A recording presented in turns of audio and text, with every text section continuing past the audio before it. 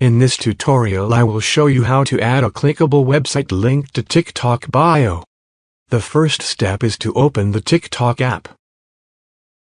Next, tap on the profile icon at the bottom right corner. Then tap on Edit Profile. On the Business Information section, as you can see, there is an option called Website, so tap on that.